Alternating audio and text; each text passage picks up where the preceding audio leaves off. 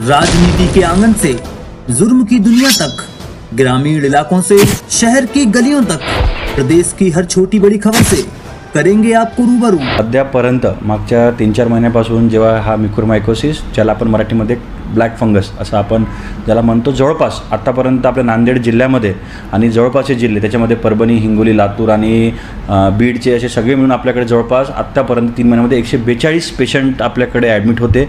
त्यातले जवळपास 124 जणांना कोविड होता आणि जवळपास 12-18 लोकांना कोविड नसताना सुद्धा त्यांना म्युकोर झालेला आहे। कारण म्युकोरमायकोसिस होण्याचे कारण मल्टिपल आहेत। कोरोनामध्ये होतो कारण त्याच्यामध्ये आपण स्टिरॉइड यूज करतो, त्याच्यामध्ये इम्युनिटी कमी होते आणि त्याचप्रकारे ज्यांना डायबिटीज आहे, जे स्टिरॉइडवर आहे, ज्यांना शुगर आहे, त्यांच्या लोकांना आपण होत असते। आणि या 142 पैकी जवळपास आपण 60 पेशंट डिस्चार्ज केले।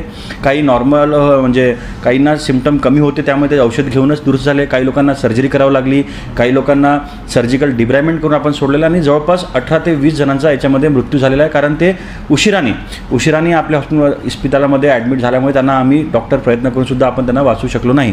त्यामुळे सगळ्या जनतेला माझी एकच विनंती आहे की म्युकोरमायकोसिस जे सिम्पटम्स आहे हे जनरली 3-4 प्रकारचे असतात। म्हणजे तुम्हाला श्वास घ्यायला त्रास होणे, डोळ्यामधून पाणी येणे, नाकाजवळ सूज येणे, डोक्यामध्ये ठणठण दुखणे, हे ज्या सिम्पटम जर आले आणि सिम्पटम ज्याला येत आहे त्याला जर शुगर असेल, त्याची इम्युनिटी कमी असेल, त्यांनी बिलकुल या सिम्पटम्सला इग्नोर न करता तात्काळ दवाखान्यामध्ये या। कारण म्युकोरमायकोसिस जरी सिरियस इलनेस आहे परंतु हे लवकर जर ट्रीटमेंट घेतलं बरं, एम्फोटेरिसिन बी नावाचं जे औषध आहे ते घेऊन आपण लवकर बरे होऊ शकतो। त्यामुळे कसल्याच प्रकारची तुम्ही इग्नोरन्स नका करू। कारण स्टार्टिंगला हेच झालं, लोकांनी ते लपवल्यामुळे त्यांची सिरियस वाढली आणि मृत्यू झाली। परंतु नंतर जेव्हा मी IC केलं, आपल्या माध्यमातून मीडियाच्या माध्यमातून आम्ही लोकांना जनजागृती केली, त्यामुळे आता लोकांना बऱ्यापैकी त्याच्यामध्ये अवेअरनेस आले आणि आता पेशंट जे येत आहेत आमच्याकडे म्युकोरचे ते अर्ली स्टेजमध्ये येतात, जेणेकरून आम्ही त्यांना 4 दिवस ठेवून त्यांना एम्फोटेरिसिन बी देऊन आम्ही त्यांना ट्रीटमेंट करून घरी पाठवतो। कोविड असणाऱ्यांना जास्त धोका आहे असंच म्हणावं लागेल कारण आपण याचं कोरिलेशन आहे की कोविड कोणाला होतो सिरियस, जो कोमॉर्बिड आहे, ज्याला शुगर आहे, ज्याला BP आहे, त्याला काही ना काही दुसऱ्या त्यांनाच कोविड होतो। आणि कोविडच्या ट्रीटमेंटमध्ये प्रायमरली आपण देतो मिथिलप्रेडनिसोलोन, इट इज अ स्टिरॉइड, आणि त्याच्यामुळे बॉडीची इम्युनिटी, इन्फ्लेमेशन कमी होतं आणि त्यामुळे इज प्रिडिस्पोजेस टू फंगल इन्फेक्शन।